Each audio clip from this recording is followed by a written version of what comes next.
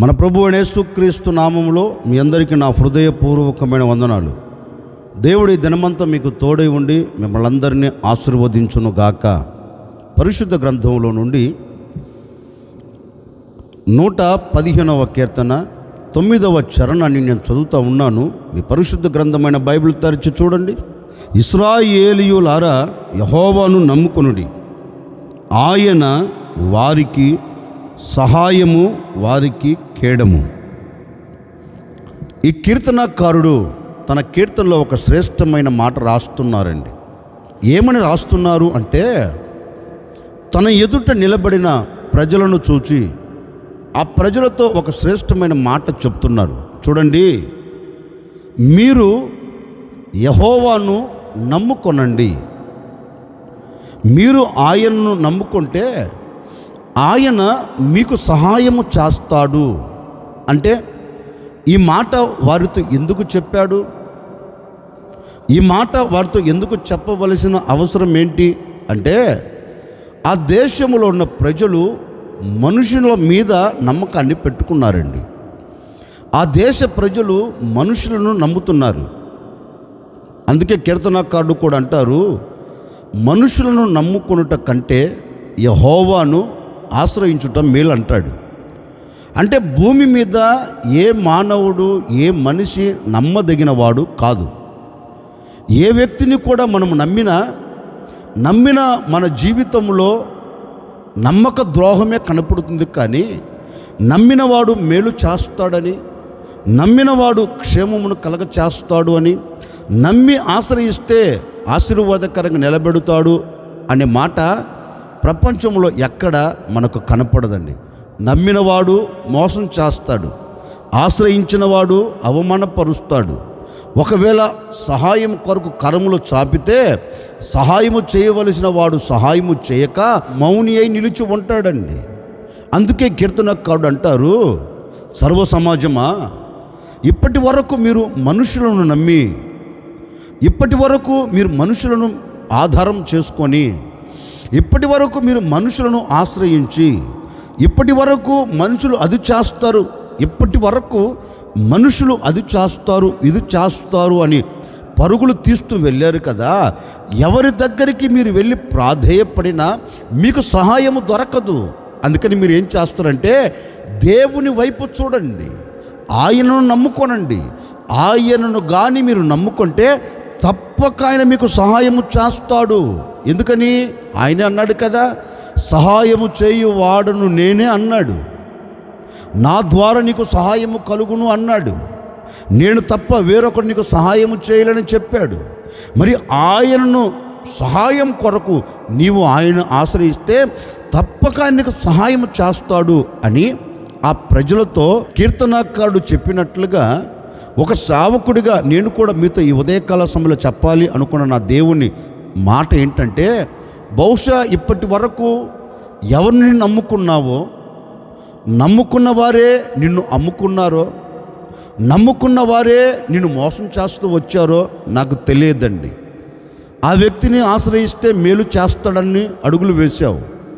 ఆ వ్యక్తిని నమ్ముకుంటే తప్పక నాకు సహాయం చేస్తాడని నమ్మావు. కానీ ఏమైనా సహాయం దొరికిందా? ఏమైనా సహాయము కలిగిందా? సహాయము కలగకపోగా కన్నీరే కారుస్తున్నావు కదా. నేననే మాట ఏంటంటే, వారిని నమ్ముకోవటం, వీళ్ళని నమ్ముకోవటం అంత అవసరం ఏంటి? నిన్ను సృష్టించిన వాడు ఉన్నాడు కదా, నీ బాగోగులు చూడగలిగిన దేవుడు ఉన్నాడు కదా, నీ కష్టకాలంలో తోడు ఉండగలిగిన దేవుడు ఉన్నాడు కదా, నీ ఇబ్బందుల మధ్యలో నేను ఉన్నాను నిన్ను వెన్ను తట్టగలిగిన దేవుడు ఉన్నాడు కదా.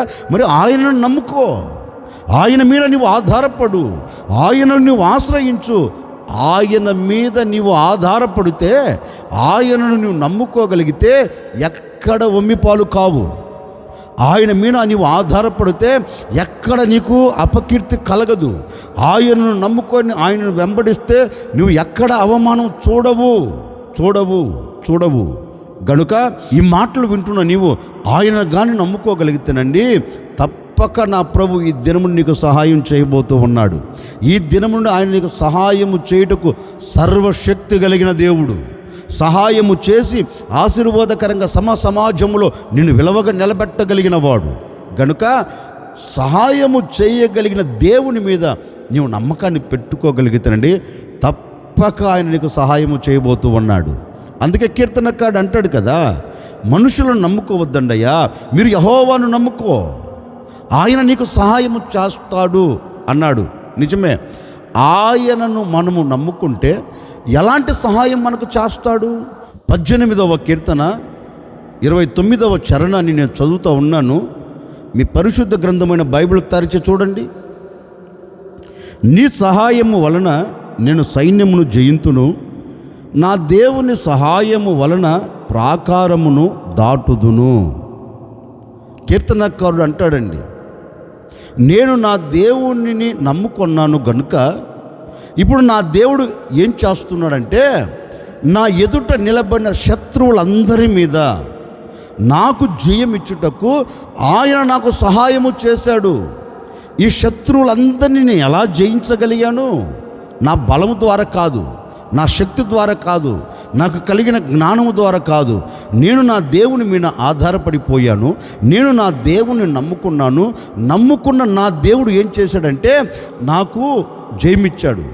వీరిని జయించగలిగాను అంటే, వీరి మీద జయమును చూడగలిగానంటే కారణం ఒక్కటే, నా దేవుడు నా ప్రక్క నిలిచి నాకు సహాయము చేస్తూ వచ్చాడు. ఈ ప్రాకారం ఎలా దాటగలిగాను? దాటలేననుకున్నాను, జయించలేననుకున్నాను. ఈ శత్రువులో చూచి అలజడి కలిగింది, ఈ ప్రాకారాలను చూచి గొప్పగా కోల్చబడ్డాను. కానీ నా దేవుడు నాతో చెప్పాడు, భయపడకు, ఎందుకు అధైర్యపరచబడుతున్నావు? నిశ్చయముగా నీ ఎదుట నిలబడిన ప్రాకారాలను దాటించుటకు నేను సహాయం చేయబోతూ ఉన్నాను. నీ ఎదుట నిలబడిన శత్రువుల మీద నీకు జయమిచ్చుటకు నేను నీకు సహాయము చేయబోతూ ఉన్నాను. నీవు మనుషుల సహాయం కోరుకోలేదు కదా, నీవు మనుషుల సహాయం మీద ఆధారపడలేదు కదా, నీవు మనుషుని నమ్ముకోలేదు కదా, నిన్ను సృష్టించిన సృష్టికర్తనైన నా మీద నీవు ఆధారపడ్డావు, నన్ను నమ్ముకున్నావు, నా సహాయము కొరకు నీవు వేచి చూచావు కనుక నేను నిన్నెందుకు విడిచిపెడతాను? తప్పక ఈ విషయంలో నేను నీకు సహాయం చేస్తాను అని శత్రువుల విషయములో ఈ కీర్తనాకారుడికి దేవుడు సహాయము చేసి వారి మీద జయమిచ్చాడండి. ఈ కీర్తనాకారుడు అదే అంటారు, నేను శత్రువులను జయించగలిగానంటే నా దేవుని సహాయము వలన. అందుకే కీర్తనాకారుడు మరొక చోట తన కీర్తనలో ఒక శ్రేష్టమైన మాట రాస్తాడండి, నేను కొండల వైపు నా కన్నులు ఎత్తుచున్నాను, మనుషుల వైపు నా కన్నులు ఎత్తుచున్నాను, కానీ ఎక్కడ నుండి నాకు సహాయం కలగలేదు. ఆఖరికి నేను ఏ వైపు చూచానంటే నాకు సహాయము చేయగలిగిన నా దేవుని వైపు నేను చూచాను. ఇప్పుడు నా దేవుడు నాకేం చేశాడంటే సహాయము చేస్తూ వచ్చాడు. నిజమే కదండి? అటు ఇటు చూచేదానికంటే, వారి వైపు వీరి వైపు చూచేదానికంటే ఇతనిని సృష్టించిన సృష్టికర్త వైపు చూడటం మేలు కదండి. ఒకసారి మన వ్యక్తిగత జీవితాన్ని పోల్చి మాట్లాడుకుంటే, మరి ఇప్పటి వరకు సహాయం, దేవుని వలన సహాయం మనం అనుభవించగలుగుతున్నామా అంటే అనుభవించలేకపోతున్నామండి. ఎందుకని? నమ్మవలసిన దేవుణ్ణి నువ్వు నమ్మలేదు కదా, ఆశ్రయించవలసిన దేవుణ్ణి నువ్వు ఆశ్రయించలేదు కదా, దేవుని సహాయం నీవు కోరుకోలేదు కదా. నీ శక్తి మీద నువ్వు ఆధారపడ్డావు, నీ జ్ఞానము మీద నువ్వు ఆధారపడ్డావు, నీ బలము మీద నువ్వు ఆధారపడ్డావు. నీకు కలిగిన ధనబలం, నీకు కలిగిన భుజబలం, నీకు కలిగిన జనబలము మీద నువ్వు ఆధారపడుతున్నందువలనే ప్రతి ఆధారాలు గొప్పగా కోల్చబడుతూ వచ్చాయి. కారణం ఏంటి? లోకము మీద నువ్వు ఆధారపడుతూ లోకాన్ని నమ్ముకుంటూ వచ్చావు. ఒకవేళ ఈనాటి వరకు ఇలాంటి అనుభవాలలో నువ్వు కొనసాగించబడుతున్నావేమో. ఈ మాటలు వింటున్న నీవు ఒక్కసారి ఆగి ఆలోచించి ఒక్కసారి దేవుని సహాయం కొరకు ఆయన వైపు చూడగలిగితే, ఇప్పటి వరకు ఏ సహాయం నీకు దొరకలేదు కదా, ఏ సహాయము దొరకక అల్లాడిపోతున్నావు కదా, సహాయము చేయవలసిన వారే సహాయము చేయక నీకు దూరం అయిపోతున్నారు కదా. నీ పరిస్థితిని చూచి నీ బంధువులే నీ యొద్దకు రాలేకపోతున్నారండి. నీ పరిస్థితిని చూచి నా అనుకున్న వారిని పలకరించలేకపోతున్నారండి. ఎందుకని? ఏ సహాయం అడుగుతారో అని, ఏమి సహాయము చేయవలసి వస్తుందో అని. మానవుని నైజమండి, ఏ మానవుడైనా సహాయము చేయవలసి వస్తుందని మనిషికి దూరం అవుతాడు. చూడండి, డబ్బు చేతుల్లో ఉందనుకోండి, మనిషి ప్రక్కనే నిలబడుతాడు. అధికారం చేతుల్లో ఉందనుకోండి, ప్రక్కనే నిలబడుతాడండి. ఒంట్లో ఆరోగ్యం ఉంది, అన్ని రంగాల్లో ఆరితేరారనుకోండి, మనం వెన్నంటే ఉంటారండి, మనతో కూడా నడుస్తారండి. అన్నీ కోల్పోయామనుకో, పదవిని కోల్పోయాం, ఆస్తిని కోల్పోయాం, సమస్తమును కోల్పోయి ఒంటరిగా నిలబడ్డామనుకోండి, ఎవడైనా నీ ప్రక్క నిలబడుతాడండి? ఎవడైనా నేను నీకు సహాయం చేస్తాడండి? ఒకవేళ నీవు సహాయం కొరకు కాకపోయినా, ఒకవేళ పలకరిద్దామని ఫోన్ చేసినా నీ ఫోన్ కూడా ఎత్తడు. ఫోను ఎత్తి మాట్లాడితే ఏమి సహాయం చేయవలసి వస్తుందని నీ ఫోన్ కూడా ఎత్తడండి. మానవుని నైజం అది. కానీ నేను ప్రకటించే దేవుడు అలాంటి వాడు కాదు. నీవు క్లిష్ట పరిస్థితులలో ఉన్నప్పుడు, నీవు నష్టాల ఊబిలో నిలిచి ఉన్నప్పుడు, ఏ సహాయము అందక, ఏ సహాయము దొరకక, ఏ వైపు నుంచి సహాయము కలగక, 4 వైపుల సహాయము దొరకక ఒకవేళ మూయబడిన స్థితిలో నీవు ఉన్నప్పటికీ, ఆ స్థితిలో నుండి యేసయ్యా అని పిలవగలిగితే, నా ప్రభువా అని నువ్వు పిలవగలిగితే, నేను ప్రకటించే యేసు నీ ప్రక్కకు దిగి రాగలిగిన వాడు. నీవు పడి ఉన్న చోటు ఆయన దిగివచ్చి నిన్ను పలకరించి, నిన్ను పరామర్శి, అక్కడ నుండి నీకు సహాయము చేసి నిన్ను లేవనెత్తగలిగిన దేవుడు. అందుకే ఇర్మియా కూడా అంటాడండి, నేను బంధించబడే స్థితిలో ఉన్నప్పుడు నేను నా దేవునికి ఆ స్థితిలో నుండి నేను మొరపెడితే, నా దేవుడు నా మొర విని నాకు సహాయము చేశాడు. ఎలా ఉన్నాడు ఇర్మియా? కట్టబడిన స్థితి, పట్టబడిన స్థితి, బంధించబడిన స్థితి, ఇక సహాయము దొరకని స్థితిలో ఇర్మియా నిలిచిపోయాడండి. అలాంటి పరిస్థితులలో నుండి దేవునికి మొరపెట్టాడు, అయ్యా నిన్నే నమ్ముకున్నాను, నీ మీదే ఆధారపడ్డాను, నీవు తప్ప నాకు వేరొక దిక్కు లేదు అని దేవుని మీద ఆధారపడుతానండి. నేను ఉన్నాను ఇర్మియా అని ఇర్మియాతో ముద్దుగా ముచ్చటగా మాట్లాడి బందీ గృహంలోనికి దిగి వచ్చాడంటండి దేవుడు. నా ప్రభు సింహాసనం మీద కూర్చోనండి, భక్తులారా నీ కోరిక నెరవేరుస్తాను అన్నాడు. నేను ప్రకటించే దేవుడు సింహాసనం మీద కూర్చోనండి, నా యొద్దకు రండి, నేను మీకు ఆశీర్వాదం ఇస్తాను అని చెప్పడండి. నేను ప్రకటించే దేవుడు ఎవరో తెలుసా? నీవు ఎక్కడ పడి ఉన్నా, ఏ స్థితి మధ్యలో నిలబడినా, నీవు ప్రభువా అంటే నీ స్వరము వినగలిగిన దేవుడు. నీవు ప్రభువా అంటే నీ స్వరమును విని నీవు పడి ఉన్న చోటికి దిగి రాగలిగిన ఏకైక దేవుడు ప్రపంచంలో ఒకే ఒక్కడు. నేను ప్రకటించే యేసు నీ స్వరమును వినగలిగిన దేవుడు. నీవు మొరపెడితే నీ ప్రార్థన అంగీకరించగలిగిన దేవుడు. చెవులుండి వినగలిగిన వాడు, కనులుండి చూడగలిగిన వాడు, కాళ్ళుండి నడవగలిగిన వాడు, చేతులు చాపి నువ్వు పడి ఉన్న చోట నుంచి నిన్ను లేవనెత్తి ఆశీర్వాదకరమైన చోటకి తీసుకొని రాగలిగిన దేవుడు ప్రపంచంలో ఒకే ఒక్కడు. నేను ప్రకటించే యేసు.